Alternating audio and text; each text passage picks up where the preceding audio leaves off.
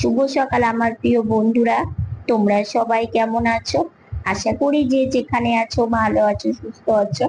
আমরা ভালো আছি। আজকে হচ্ছে শুক্রবার। এখন বাজে 7:40। নতুন দিন, নতুন সকাল। তোমাদের সঙ্গে নিয়ে নতুন একটা ভিডিও শুরু করলাম বন্ধুরা।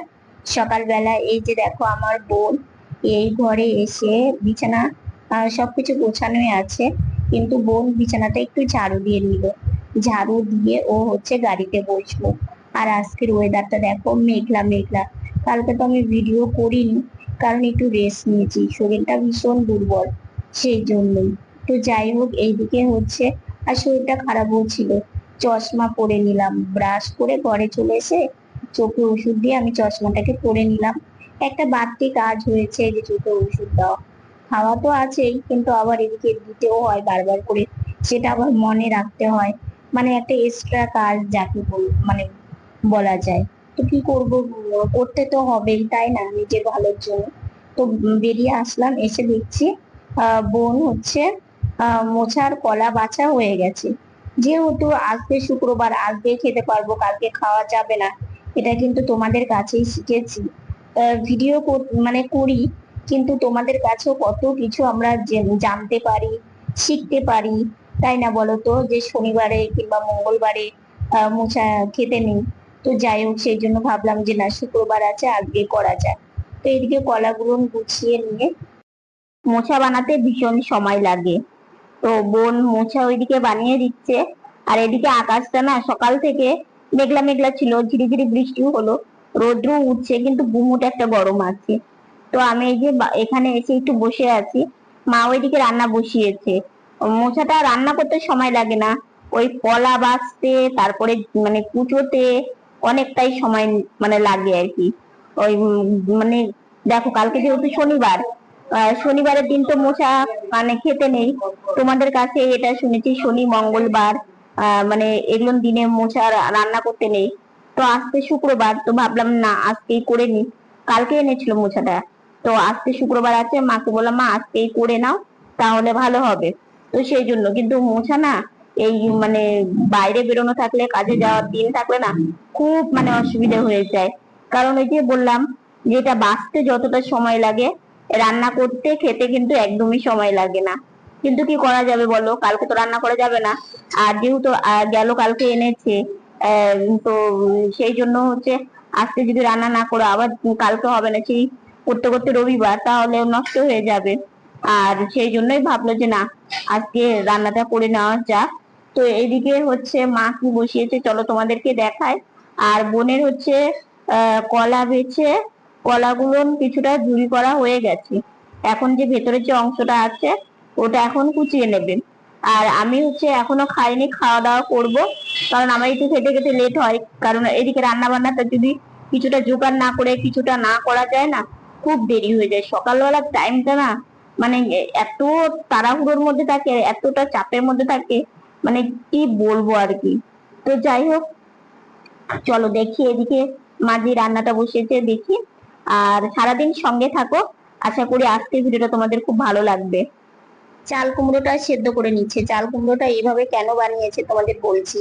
দেখো, আরেকটু হবে, এখনো মানে পুরো সেদ্ধ হয়নি। এইভাবে সেদ্ধ মানে বসিয়ে দিয়েছে। ওইদিকে অন্ন বসিয়ে দিয়েছে, অন্নটাও হয়ে যাবে।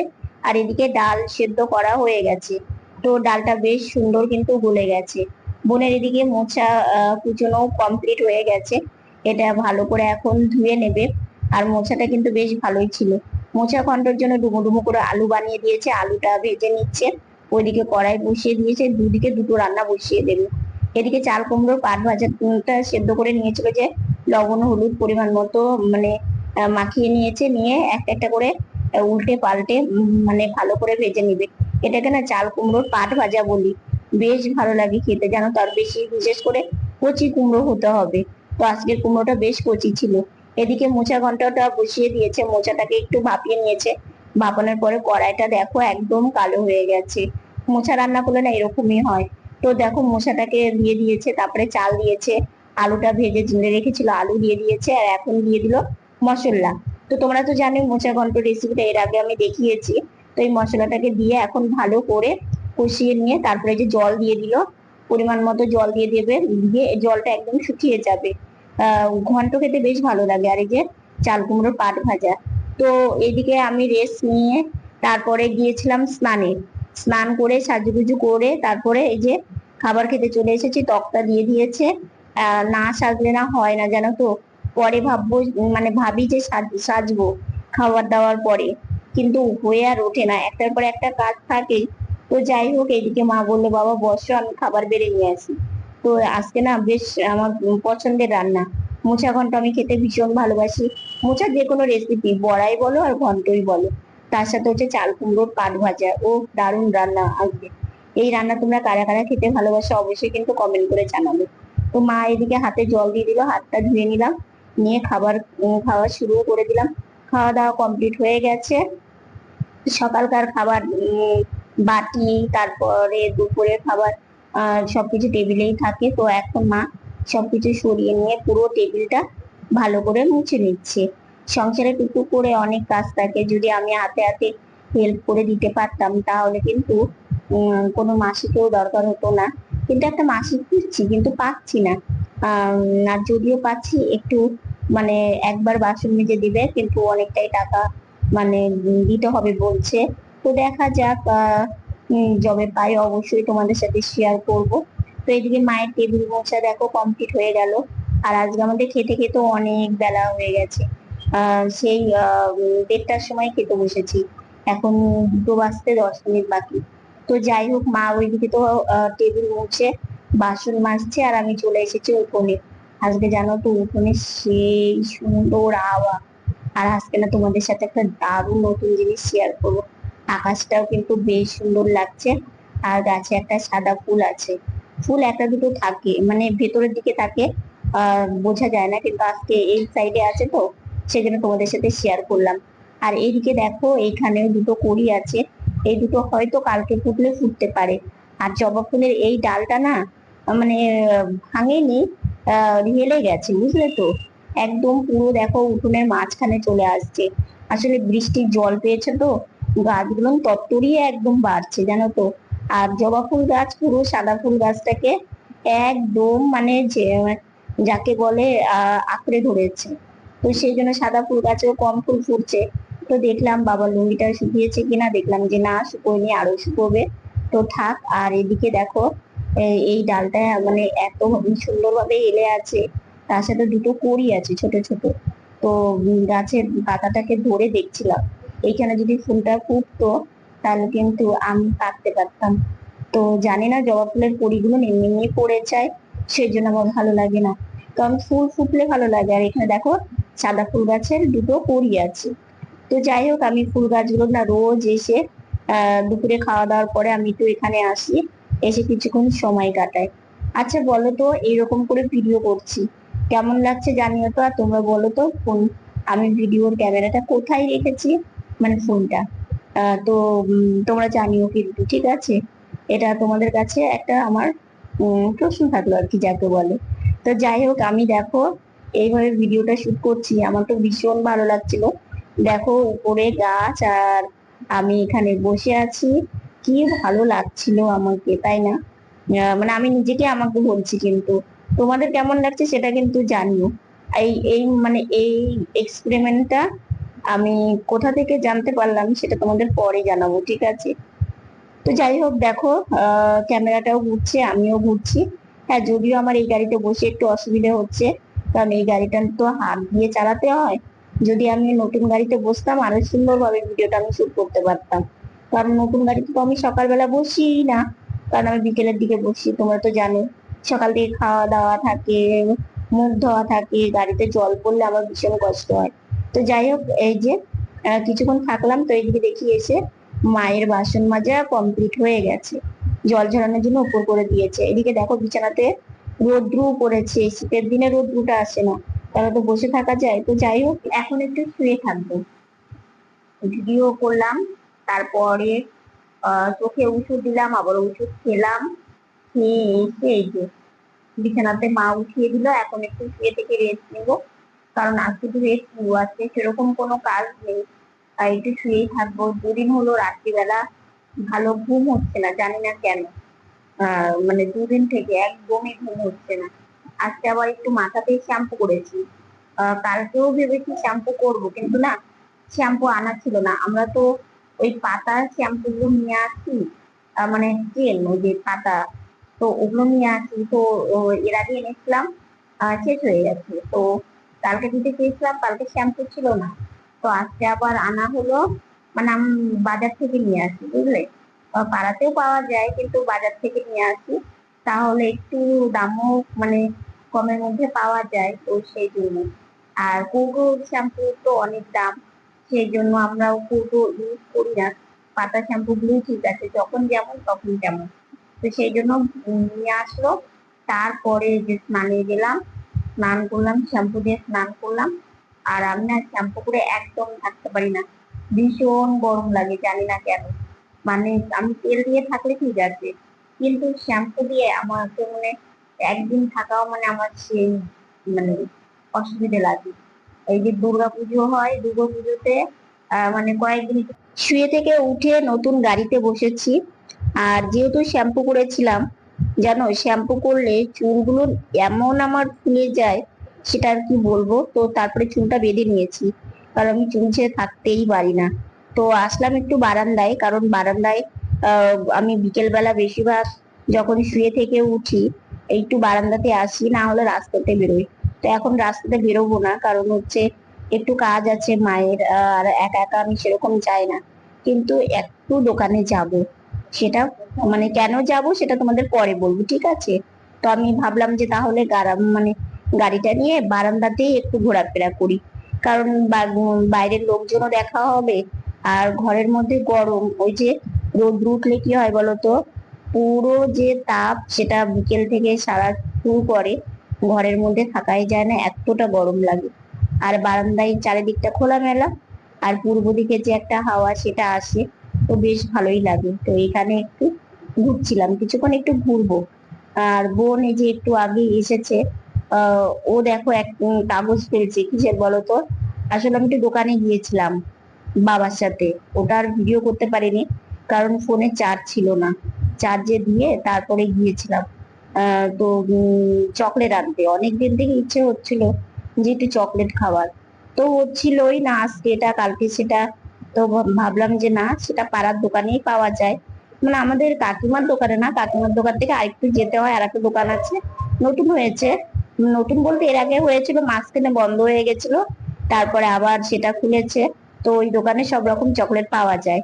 আর দেখো দুই বোন গাড়িতে বসে এইভাবে ঘুরছি, মনে হচ্ছে রেলগাড়ির মতো, তাই না?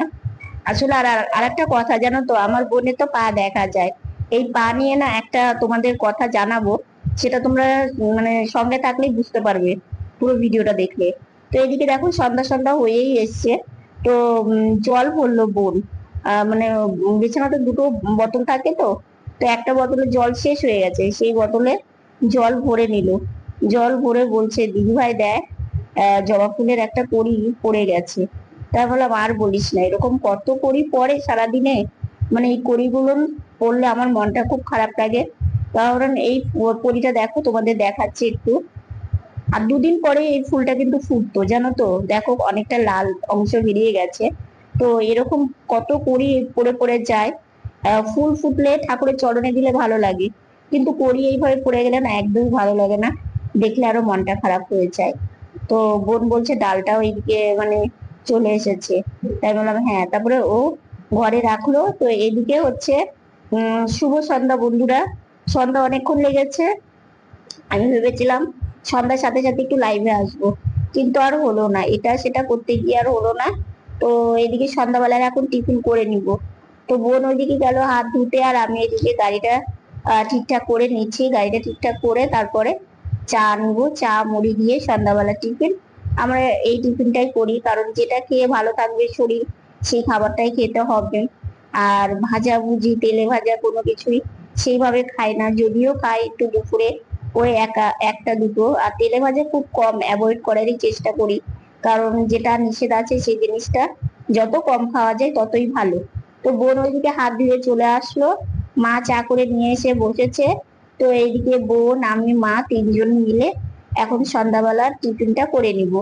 আর ঘরের লাইট বন্ধ, কারণ যখন যেখানে চলাফেরা করি, যখন যেখানে কাজ হয় সেখানে লাইটটা জ্বালিয়ে রাখি, কারণ অযথা লাইট সবসময় জ্বালায় না। তো এই মাত্রই রাত্রের খাওয়া দাওয়া কমপ্লিট করে ভাবলাম যে ভিডিওটা তো শেষ করা হয়নি, তো ভিডিওটা শেষ না করে না আমি অনেকদিন আমার বোন বলে, দিদি ভাই বিছানাতে উঠে শুয়ে থেকে শেষ কর। তো আসলে কি বলতো, আমার মনে হয় কি যে না, যখন যতটুকু পারবো, যখন পারবো ততটুকু আমি বসে থেকে ভিডিওটা শেষ করব। আসলে কি বলতো, বোন আমার কষ্টটা খুবই বোঝে। তো যাই হোক, আজকে না একটা কথা তোমাদের সাথে বলবো।